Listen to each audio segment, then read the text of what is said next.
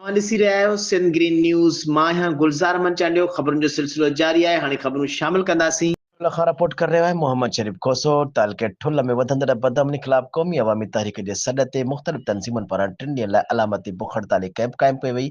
बुख हड़ताली कैंप में क़ौमी अवामी तहरीक जे मर्कज़ी सीनियर नायब सदर रोशन अली कुंडराणी, जावेद सागर बिरोही, एजाज कुंडराणी जे अॻुवाणी में फारूक आज़म अली वली चौक ते बुख हड़ताली कैंप ते मुख़्तलिफ़ सियासी, समाजी, अदबी, मज़हबी, क़ौमपरस्त तंज़ीमुनि SDP, SUP, JUI, जिस्कम, Jamaat Islami, ॿियनि पार्टियुनि जे अॻुवाणनि, शहरनि ऐं वकीलनि जी शिरकत कई। उन मौक़े ते सरदार ज़ुल्फ़कार अली सरकी, एडवोकेट रोशन कुंडराणी, जमाल जोश बुर्डो, मोहम्मद बख्श बिरोही, जावेद सागर बिरोही, एजाज कुंडराणी, वसीम कुरैशी, सालार मीर, हसन बुर्डो, मौलवी अब्दुल वहीद बुर्डो ऐं ॿियनि मीडिया सां ॻाल्हाईंदे चयो त पुलिस जी नाअहली सबबि ठुल शहर समेत तालके ठुल जे भरा पासे जे शहरनि जोंगल, मीरपुर बुर्डो, गढ़ी हसन सरकी, बाऊ खोसो, करीम बख्श खोसो समेत ॿियनि इलाइक़नि में बदअमनी वधी वई आहे। हुननि चयो त शहरनि में तोड़े ॻोठनि में माण्हू महफ़ूज़ न आहिनि। धाड़ेल खुलेआम घरनि में करोड़े रुपयनि जा धाड़ा हणी फरार थी वञनि था।